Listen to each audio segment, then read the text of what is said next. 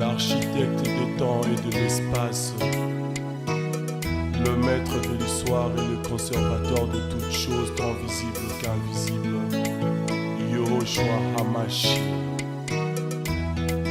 L'information la plus crédible, c'est dans Paul Malebo Magazine. Paul Malebo Magazine fait un zoom sur les sénateurs Sangouma Moussaï, l'homme aux actions concrètes. On y trouve aussi l'édito de Patrice Bohoto, flashback d'un homme d'exception sur l'année 2022.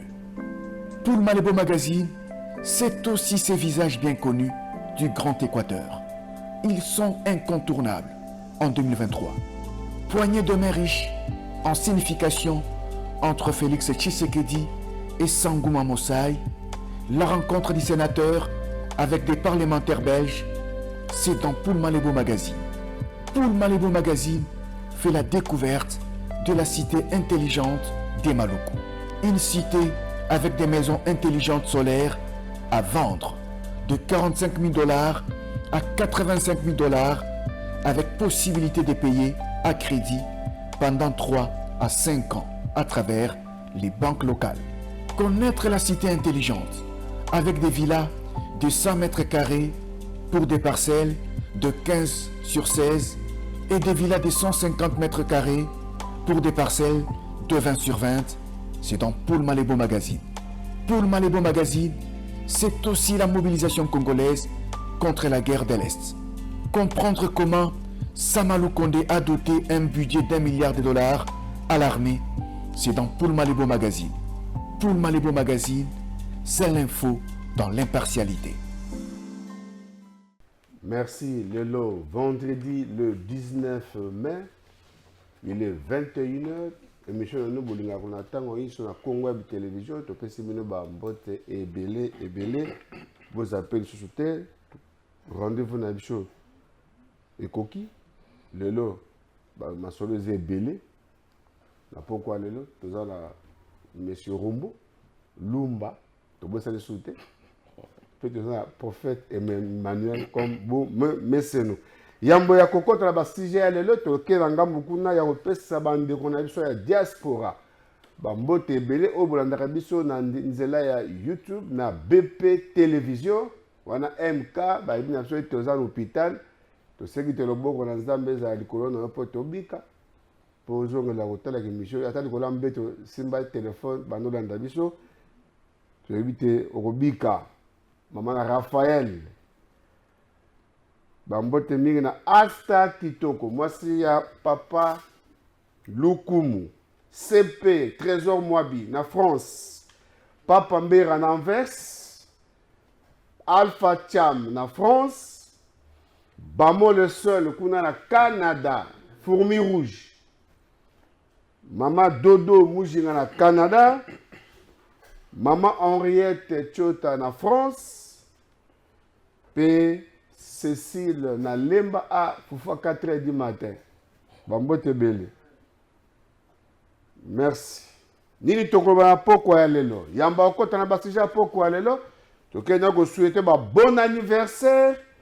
Na ya biso mwasi. Madame Joséphine Bokama Bosange. Mwasi ya Nono Bosange. Azo fêter lelo anniversaire na awa na Kinshasa. Yazara bongo mwana poto mais en séjour na Kinshasa kuna na ngambo ya Mitedi après ezala kuinda fort. Donc c'est mission na ba 22h tokende kuna potongo sa ezala na Mitedi. Alors ba bon anniversaire Raxis au tieso la photo moi si kitoko ya Joséphine. Très bien. De Korombo lobby samedi le 20 opposition politique elle Lubumbashi baza lobby na marche pour réclamer la population dans Nzala. Au fichier électoral. Vous avez l'élection na respect à la Constitution. Dans le moment où vous allez. Marche aux ans, bon, moi, je la carte de la démocratie. C'est qu'il faut que tu exprimer l'idée.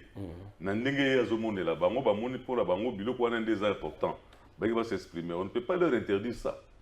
Ils ont droit constitutionnel là-bas, pour exprimer. Bon, maintenant, nakameka yobi bobo bango position elle Lubumbashi. Kasi pas va donner décision comme ça marche et dans Lubumbashi. Teme ba ça nganga wale. Fayu laza Lubumbashi. A kende na Lubumbashi. C'est la position politique. Position politique. Elle parce qu'elle a chassé sa tête. Elle monsieur Césali. Et bon banani ba oh nani. Monsieur tu as peu d'opposition, azar na ba ensemble té. Donc tout le baquet groupe point d'opposition ou ba. Mutetela monsieur nani mo, oh mutetela monsieur so ya Salima. Frère de Dieu azana ba. Frère de Bazala bango. Ah bon, ils ont C'est le CP à côté masolo en gros. Donc tout le baquet ezali manifestation la bango démocratique et le moi bazo kanisa.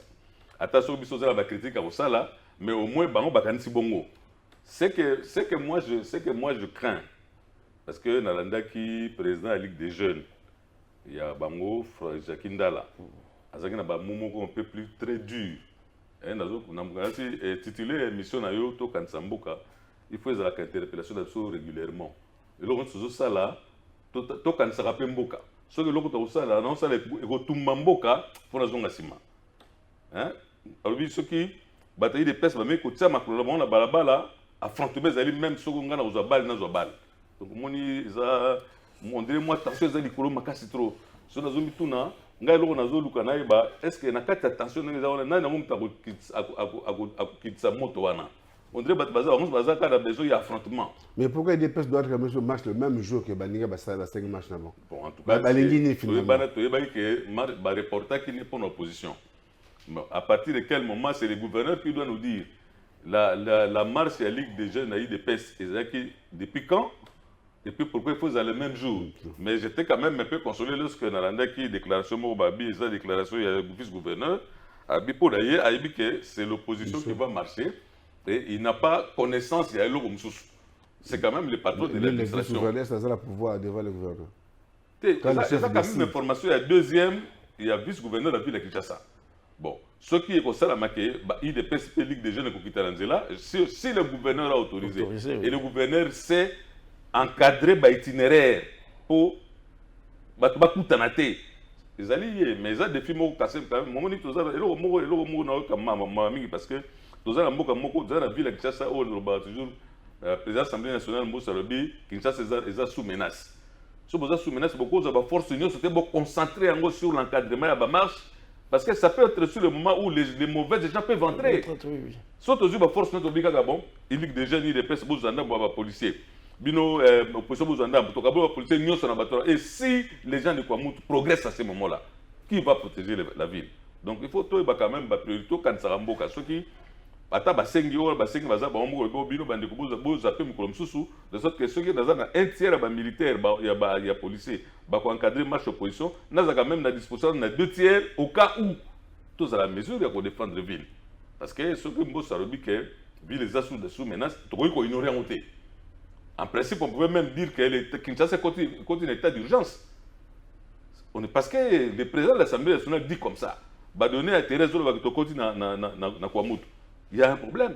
Alors on ne peut pas prendre toute la police nationale qui est censée sécuriser la population, tout ça va autour à l'encadrement, à la marche, et si les gens de Mobondo décident de progresser le même jour, qui va défendre la ville? Donc tout quand ça peut moins modéré dans la manière de faire, et je crois que le gouverneur de la ville, qui est censé être le premier élément artisan et la sécurité de la ville, qu'est-ce qu'il va faire? Est-ce qu'il y a un moyen, il y a Batou, il y a quoi encadrer 3 marches, ou il y a encadrer pour avoir des marches, pour moyen de l'activité. Est-ce que 3 marches n'a pas? Voilà, c'est une question qui reste posée. Très bien. Prophète Emmanuel, Nalipa, Nanzala, appelez qui malade. Il tourne l'état de siège, Nord Kivu, état de siège, une partie, il y a Nord Kivu, entre le main, il y a terroriste, agresseur, M23 entre guillemets, Rwanda Nassima.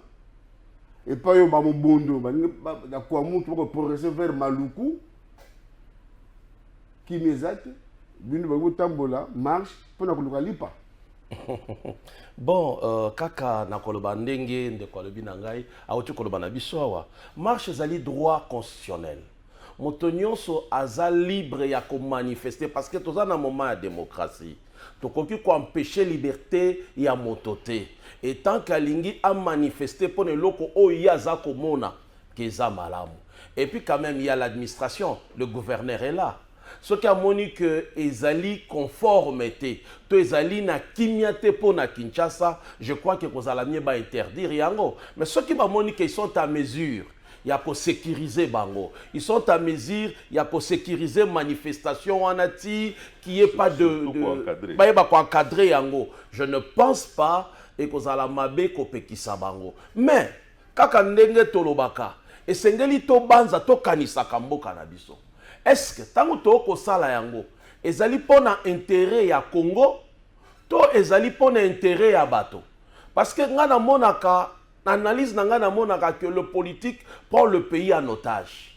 Baza ko lutter plus pona ba positionnement na bango mais baza ko utiliser ezali le peuple. Parce que Nathan tozali oui mboka eza na kimiate côté ya Ituri kuna ndenge utukoloba bitumba ezali bato ba utuko kufa na mbula oyo tuko salama na inondation oyo en même temps côté ya kwa muntu ba mobondo ba ko sala terreur na bango. Est-ce que d'abord non na kati ya ville ya Kinshasa quantité ya bas policiers ezana no moke tozana ba oyo foba kende na est tozana ba oyo foba kende na kwa muntu siko bokotala to créer encore marche moko boye. Donc est-ce que vraiment police na biso akozala à mesure ya koyeba ko protéger ville ya Kinshasa oyo ezali menacé na koyeba lisusu kolandela na kati ya ville ya Kinshasa oyo marche za ko salama yango wana moi kokoso et puis marche yango total à Kamingi. Qu'est-ce que ça va apporter aux Congolais? C'est ce qui est plus important. Pour tokoko bima oui to bimi na biso tokei na sima na yango oyo kokaki kozala malamu ndenge bandeko bakufi ekoka kozala malamu tosangani na balabala biso no tobi to kotambola pona ba opinion internationale ba yoka bato na biso ba kokufa na est. Ça pouvait rassembler tout le monde na même esprit. Mais na lolenge wana je ne pense pas vraiment. Mais zanango droit moko démocratique qu'on ne peut pas priver. Et tant que aussi les gouverneurs au Azali Kolo vu province ya ville Kinshasa apesi bango makoki andimi yango to komona te esikani sengeli ko pekisa yango. Merci Emmanuel. Patrice. Oui, papa. Nga na robaki l'autre fois que nga na d'abord chrétien avant na journaliste. C'est que toujours ba l'histoire papa c'est bongo parce que batona bazalaki bazamsu pe bazati lelo bazoloba. Oui. Président Bossa Bible Kinshasa est sous menace. Mais il y a deux serviteurs de Dieu. Roger Baka, à l'extérieur du pays, je crois qu'il est aux États-Unis, il a envoyé une vidéo où il dit qu'il aurait reçu un message qui parle de Kinshasa sous menace. Et problème peut-être dernièrement, dans le séminaire à Zosala, dans l'église, le prophète Nehema Sekatenda aussi a dit quelque chose comme ça sur la ville de Kinshasa. Donc, effectivement, du plan physique et du plan spirituel, les menaces sont claires. Maintenant, je me demande si Bato diriger Bisso, Bayo Karato, Bayo Karaté. Politiquement, nous avons menace les alliés. Sur le plan sécuritaire, menace les alliés. Sur le plan spirituel, menace les alliés.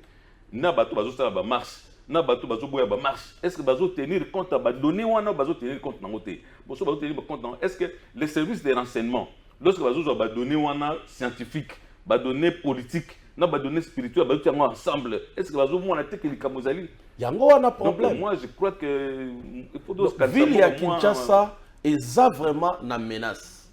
Donc menace yango eza ko senga baza ko diriger, ba kotala. Spirituellement comme tu l'as dit, oui il y a menace. Et puis ce qui est vrai, à Kwamuntu vers Maluku awa il y a eu déjà des menaces. Parce que tozana ba tokendeki dernièrement ba kota ba Selewana. Parce que moi me ferme mon ko ezali wana. Mais au mona ke bato nyonso baza na alerte. Parce que ça ne va pas. Ce qu'on a un moment où on a tout réfléchir. Est-ce que Zaka Kabande Konabiso Congolais Bazako Bunda dans la guerre éthylique ou bien ezali ba agresseur Nabiso ba o ba ko luka ba kata Congo ba ko utiliser batona na sima. Nyonso ana sur le plan sécuritaire, il faut ba réfléchir. Est-ce que ce qu'on a kotika na moment où ko sangisa bato et belé na balabala et ça la que ba guerre entre ya ba tendance, est-ce que ça ne va pas permettre ya bato musu ba profiter? Donc tout ça baina sécurité baina mboka esengeli babanza banza penza mwa malamu elingi koloba te ke toboyi marche ya opposition mais le temps aussi ezo compter. Très bien. Opposition, bazo le lanzala. Balobi population eza nanzala. Bino pe bino bayi union sacrée bana bobima le 29. Ti lelo bozo kanate. Et sorti mo raté. Bomo na raté bozo kanate union sacrée bozali wapi. Dans l'entretemps union sacrée bolaka biso Thomson, tomona te et ya pété. Ti ministre Kalou Malongwe bolaki biso ba soso Fati, alaka ba soso bonane to mona ba teka soso na 5000 francs to 2000 francs to mona pété. Siko beaucoup biso ko la biso masangu avec un montage financier ba 1 milliard de dollars. Biso so ba bon ah ba bateau de pêche. Bolaka biso bateau de pêche. Wa ba bi na Turquie pe na Espagne. Ba bandi ya ko sala bateau de mbongo komina noté de Nicolas Kazadi. Mbonga l'été za ya yoté. Ça ma priorité de Nicolas Kazadi. Bateau de pêche. Bako seka mbongo kuna bateau de pêche. Avant ça compte boyo kanaki bo signaki mikanda. Tozo la mbongo à compte d'ici fin du mois. Merci. Union sacrée. Babim bazo kana lisute kuna bango basa ba marche ya nzala. Et pas ikoto basa la nzala bon ça va parti politique quand avec l'église est devant cher. Pourquoi quand on sait création parti politique? L'église d'abord est apolitique. Parce que l'église, message nango, c'est l'évangile, la bonne nouvelle, la parole du Christ. Dans l'église, on ne peut pas utiliser makambo italia politique. Parce que dans quatre églises, il y a tendance confondue des alaka. Et ali assemblée ya baza sauvé. Assemblée baza sauvé na kati na Yesu. Na kati ya politique ité.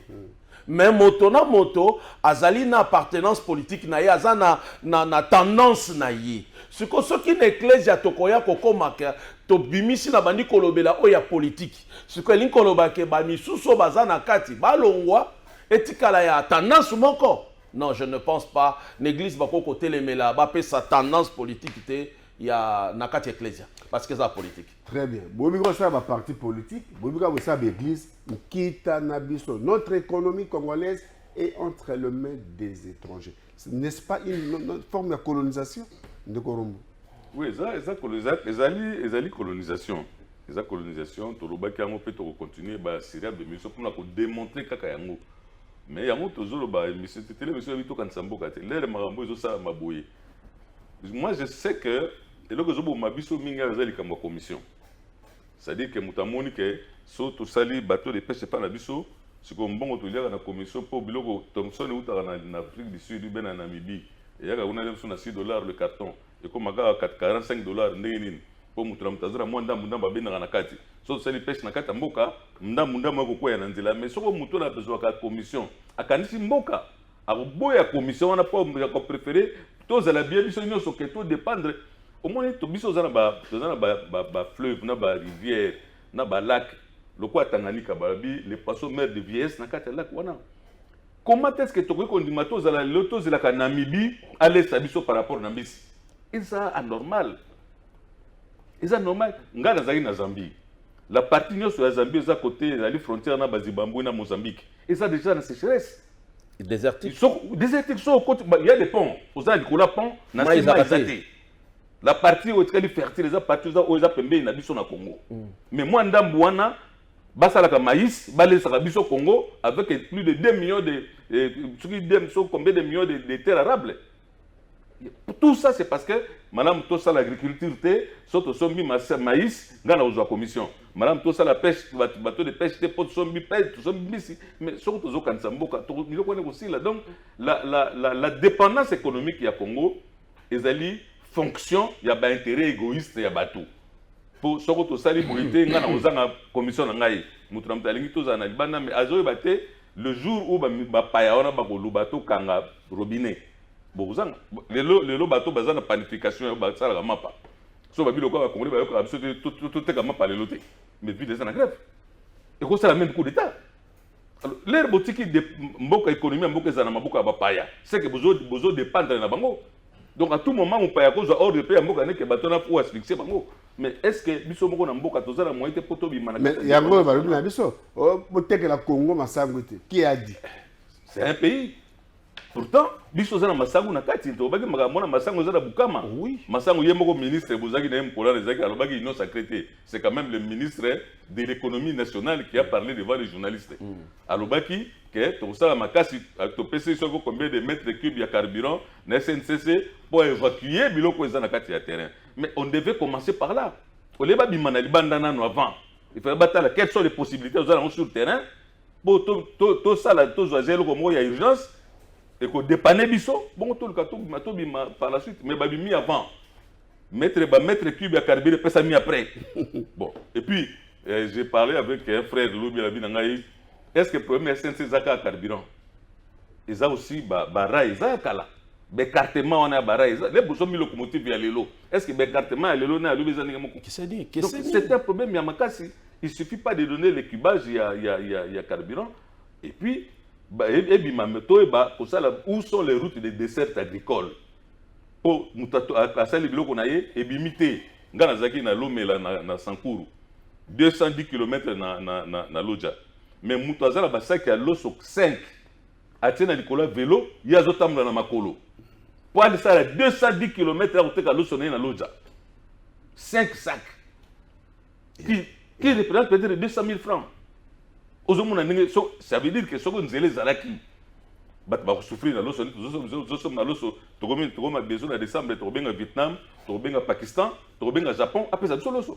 Donc il y a, je sais pas, moi je crois que les dirigeants politiques faut pas Samboka, effectivement, bossa na makambona ba commission, ba que nakata mboko biloko eza ebelé, nzela des si Stanley avait dit le Congo ne vaut pas un penny sans chemin de fer. La réalité existe jusqu'aujourd'hui, Banzela est athée. Parce qu'il y a des points sur le coût du régime à banane, ils ont 5 000 francs. Mais comment on a créé ça? Ah oui. Donc, le problème, c'est la dépendance économique, et ça peut question de volonté politique. Il y a des gens qui ont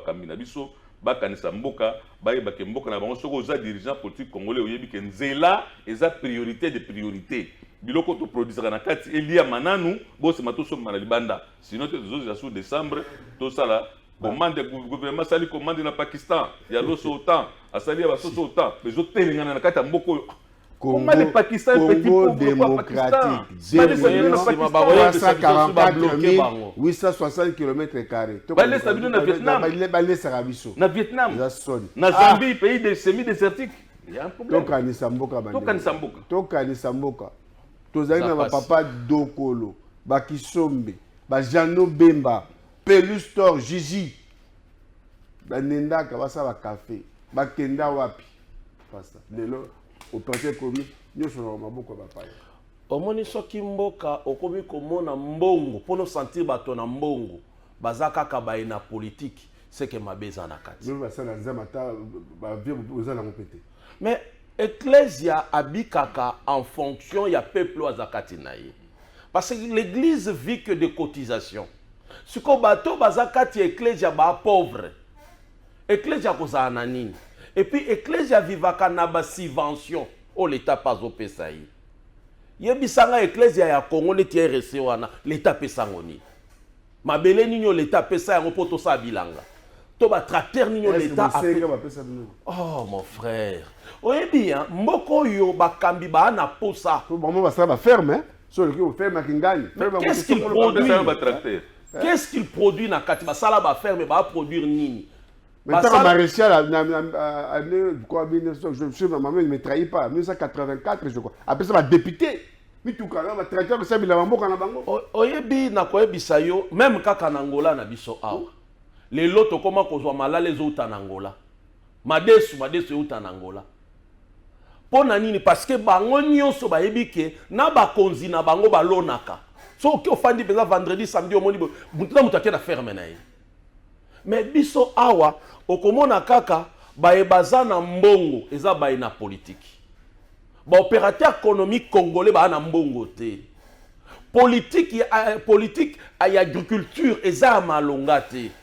Mais ce que bozo zela batobali ya ndenge nini toko risquer lelo toza kota toke kocha loboko vers Zambie. Or Spirituellement, délivrance, il y a Congo, indépendance, il y a Congo, outil, na prophète qui manque sur le plan spirituel. Aloba, l'indépendance. Aloba, te a déterminant, te keza la mokuse, a senga indépendance totale ya motomoindo. Motomoindo, a kokoma mondele, a kokoma motomoindo. C'est un langage moko philosophique. Donc, motomoindo, a kokoma mokonzi. A koyeba ko gérer oyaye. Mais les autres qui biso moko toko banza te, ko cha mayele ya koyeba, kotonga mboka na biso te kolona te eza pasi. Tanzanie aza mboka désertique, Afrique du Sud aza mboka désertique, eza ba mboko na leki. Zambie même, mais ça étonne. Au komi na Tanzanie na Azam bateka malos fleur de maïs à $5. So sombi yango ebele komi $3. Mais Congo ezali mboko ezali fertile, o azana ba mai. Azoko kwa kozana fleur de maïs. Ezali volonté politique. Or bitumba tozana ngolelo même à l'est. Ezaba multinationaux. Bozui li économie en mboka botiki yango na ba multinationaux. Mais au juste, or sel bato bazana mbongo, bangonde bakoko renverser bino parce que koto bango mbaluka bakata mabele po bazo ba richesse. Bango lisusu wana nde moto basimbeli bino Thomson, basimbeli bino Lipa, basimbeli bino moi biscuit boza nango besoin bolia. Mais bon mon a que boza toujours en danger. Très bien. Ndeko Rombo. Monument Simon Kimbangu. 2-3 mots. Bon, opération moko munene, opération munene ja korobaka que tozo progresser na kati na processus parce que ba courrier c'est kendeki. Courrier kendeki à la présidence de la République, il y a de grandes institutions c'est kendeki et peut-être tout dans les documents parce que c'est quand même le gouvernement qui va céder l'endroit pour ça la mato kende mukanda kende ya premier ministre na ba ministre naé. Mais tout comme dans le programme, il y a avant tout lancer pétition, il fallait quand même tout le monde en a responsable, il y a au niveau de la présidence de la République, et puis tout le monde a responsable au niveau de l'église, et donc principalement Papa Zako. Je voudrais féliciter pour la brillance, il y a défense à celle qui, il y a thèse, il y a doctorat à Unikin, sur Papa Simon Kimbangu toujours influence diplomatique et action, c'était une très bonne chose, tout le monde mais on rappelle que Papa Zakou Keza to musala oyo ya Papa Simon Kimbangu to bandi on le loté na baninga to bandi tango yambaka ngai na kombo ya baninga pona makambu ya électrification ya Nkamba na ndako na Delvaux ezali ka bateau to za bango lelo to bandaki wana to progresser les Sud-Africains qui étaient venus à Simbakite na Dominique to Keilobi PCA makombo ya SNEL to accompagner ti ba lelo électrification comme comme réalité makambu ya journée fériée. Tout ça qui paye dans Simaona, le ministre du Travail, tout ça qui est fort dans ce sens-là, le Lopé Salami, tout ça qui est dans le Kambouya, pour ça, le monument de la gare centrale. Donc, tout ça qui est Congolais Moko, il y a l'église, tout ça qui manque, c'était des religions, mais il faut croire en action, papa, c'est même on dit ça, ma casse, pour nous honorer mémoire, il y a Moussali Anzambe, na, conséquences spirituelles, il y a élévation wana, par rapport à Mboka, par rapport à ma prophétie, il y a le bon qui n'a pas Moussali Anzambe. Donc, comme une étape, il y a semaine, Papa Zako, on a conseillé à président, surtout si on a lancé cette coopération, il y a pétition pour renforcer l'opération Zagnango. Voilà l'information à Soukaranga par rapport au projet Mouné autour de Papa Simon Kimbangu sur la gare centrale. Merci, Tosenya Bandoka, présidence Bosunga. Bisso Pambate, Tolingi était le 10 septembre 2023, la gare centrale. Donc, on pose la première pierre, il y a construction, un monument à Papa Simon Kimbangu. Donc, c'est l'église des réveils. On vous a saisi officiellement hein, à travers RSC pour que Banson, tout compte dans la bateau, pour que tout compte Maloba. Il y a Papa Simon Kimbangu, tout ça, les monuments pour nous, il y a Salaki, dans le Congo démocratique. Toujours cité prophète, syndicaliste, secteur EPST. Basegi na bino ba parents bobo mabana na bino lundi na mandat ba kinité pas monter bango ba déclencher guerre sur le plan national parce que l'État a respecté la promesse. Voilà notre problème en Ouad. Le seul lundi grève générale ba enseignant ba personnel tout ba lundi grève et bandit. Pourquoi l'État constamment le bana été ezozala mois passé ezozala mwa pasi toyebi ke mboka eza na kokoso hein? Malgré qu'à l'Est, il y a de la guerre. Comme on a raison, Est. Non, effort de guerre, ce n'est pas maigre chose. Mais, il y a un côté qui lobby que il ne faut pas qu'on foute à enseignant. Il y a un côté. Mais quelque part aussi, Tokanisa Kamboka. Pour Total la Kamboka, ils ont traversé dans moment. Mais, naïbi que Bidjen Nabiso et Zakokola. Tango kokola cela veut dire esengeli na yango eyeba na kobongisa kokokisa oyo lobi bakokisa kite comme moi mosolo bakami koto pe babakisa mais to komona pe bakobakisa na ba salaire sikoyo ekozela ka ke bakokisa o bango bapesa ki bilaka parce que so bakokiseli ba enseignante il faut un grand travail ko transmettre connaissance na moi neza facilité parce que bangonde ba sala ke lobi tozala soki lelo tokobengama ke bato na mayele bazali to bato bakokoma bazali c'est parce qu'il y a les enseignants donc baza bato et à négliger mais sans ignorer aussi que tozo traverser tanini mais bakambi pe ya mboka bayeba ke ba enseignant baza na droit wana ba na droit ba futama ba na droit bazwa ba droit na bango po bayeba encore na ko préparer jeunesse ya lobi Raxis Kumba biso, tela biso, élément ya grève, ya enseignant bongo de Korombo à Djomalo. C'est nous-mêmes les enseignants. Après plusieurs démarches pour exiger le respect des engagements pris entre le gouvernement et les bons syndicats LPST aux assises de Mboué-la-Loge, sans suite jusqu'à ce jour, l'intersyndicale des syndicats des enseignants de l'EPST décide de l'arrêt du travail sur toute l'étendue de la République démocratique du Congo dès ce lundi 22 mai 2023 jusqu'à nouvel ordre. Leur déclaration. Les syndicats membres de l'intersyndicale de l'EPST constatent avec amertume le non-respect par le gouvernement de la République des engagements pris entre ces derniers et les bancs syndicales de l'EPST dans la province du Congo central en dépit de plusieurs tentatives de négociation le 2 mars 2023. De ce qui précède, l'intersyndicale de l'EPST décide de l'arrêt du travail sur toute l'étendue de la République dès ce lundi 22 mai 2023 jusqu'à nouvel ordre. Sur ce point précis, l'intersyndicale de l'EPST invite tous les enseignants et les personnels œuvrant dans les écoles, à l'inspection, dans tous les bureaux gestionnaires et ceux des services centraux de l'EPST d'observer cette décision syndicale dans leurs services respectifs. Ainsi, invitons tous les parents à garder leurs enfants à la maison. C'est pour la première fois que les syndicats de l'EPST parlent le même langage. Ils durcissent leur temps que les parents gardent leurs enfants à la maison à partir de ce lundi 22 mai. Qu'aujourd'hui, tous les syndicats de l'EPST ont parlé un même langage. Nous disons et nous exigeons au gouvernement de répondre au plus vite que possible à ces messages. Si le gouvernement ne répond pas, nous avons une batterie d'actions dans la grève.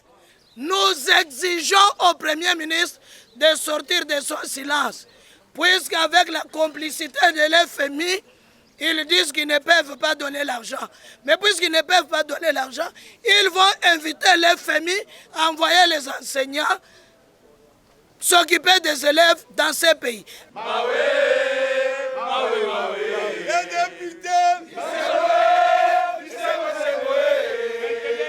Merci Raxis. Les enseignants sont catégoriques. Lundi, grève parce que l'État aussi a respecté l'engagement. Il y a un Congo central.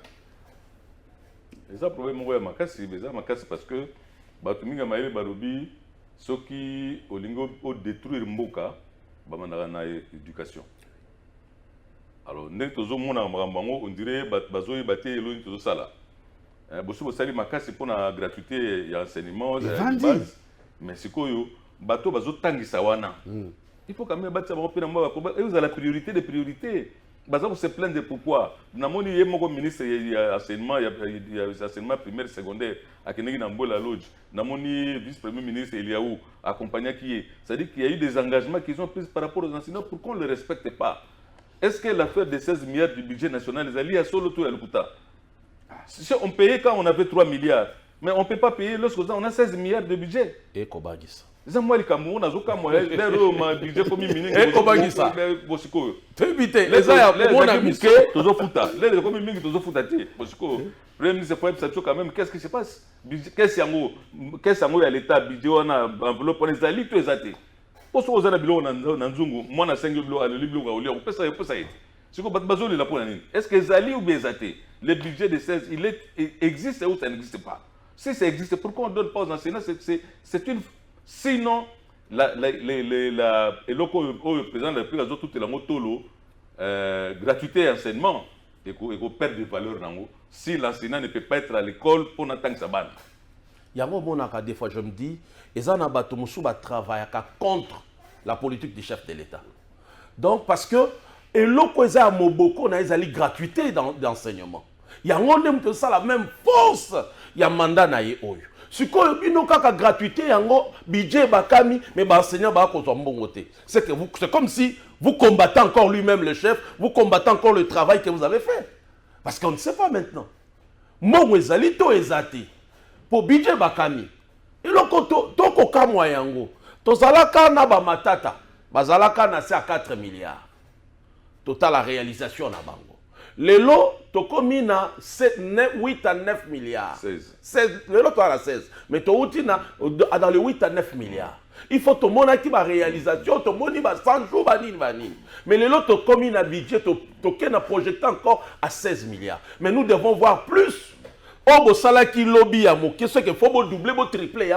Mais si on ne les voit pas, on commence à se poser des questions. Très bien. Télévision Zalitango. Tokomi na suka Tony Mwaba lundi enseignant bazana grève au lobinini tokomi pembeni kaka ya kosilisa mbula le 2 juillet faut pas en classe jamais l'étape ezawala jamais l'étape yango surtout babandi ba session préliminaire et ce va bafana na ndako to suka wapi Tony Mwaba pour pas bébisa sous calendrier scolaire voilà oh là tolinga mboka 30 secondes mot de la fin. Non, ministre Tony Mwaba a quand même un ministre très médiatique. Ils ont la paix na niveau de la réalisation parce que le secteur où gérer le secteur, le président le plus fan de la penza espoir parce qu'il n'a pas bilan, il y a ma casse de gratuité. Sauf gratuité, remettre encore en cause le lot, c'est que le lobby complémentaire bilan chef de l'État, il pose moi problème alors. Donc aïe bakeza c'est on a vice premier ministre Yaou, on a ministre ya finance Kazadi Nicolas Kazadi, ça ma casse pour le qu'on a arrêté parce qu'il y a un impact sur le bilan du chef de l'État très négatif. Très bien. Et yango moni na lobaka toujours que il faut pas réformer le système éducatif na biso. Lelo na nyonso to koloba c'est comme si on a un problème d'homme. Mais batoni tozana bango bato bazangi bolingwa mboka. Or, pour qu'il y ait le patriotisme na kati na bato, ezo senga na système éducatif na biso, ezongi sa civisme. Et bon moto wana nde eko permettre moto azana bolingo ya mboka pona totonga mboka na biso. Parce que na yebi ke soki moto azana bolingo ya mboka na ye, a olinga détourner te, a olinga te ke mboka na ye, a coincé yango quelque part, a olinga toujours mboka na ye, ela te lamba sika, ezala toujours kokende liboso. Donc tolinga Congo eko zalelo kwa motuya. Très bien. Tolinga Congo et aux Amalam, Tokanisa Moka et l'équipe Koutou Malam Koleka Pambate. Nous sommes là, Tokansaka impact sur Mboka Nabiso. Ban syndicaliste, c'est bien d'aller en grève, c'est votre droit. D'ailleurs, dans le Parlement, vous modifiez l'ordre à la grève. Mais est-ce que vous avez des grèves et que vous avez des nini? Pourquoi ne pas que dialogue nous pour vous bien vous avez intimidé le gouvernement à grève pour que ça vienne nous sauver au Sénégal. Tu y éviter. Vous avez un gars à Séni, on a un peu de Nikadima, mais comme vous allez à Botanga, le 25 juin, dépôt de candidature et bandit. Est-ce que vous allez tu y éviter? C'est j'ai à lundi à moi. Le 25 juin, après la candidature, il y a un député national. députation nationale dépôt de candidature et dans le 25 juin. Est-ce que vous allez? Est-ce que vous allez? Tu y habitez? C'est déjà lundi en Guana. Tu allez lundi. Lobby samedi à 11h30. Rediffusion l'émission de Sali Lelo. Merci et belé. Bye. L'architecte des temps et de l'espace, le maître de l'histoire et le conservateur de toutes choses, tant visibles qu'invisibles, Yahushua Hamashi.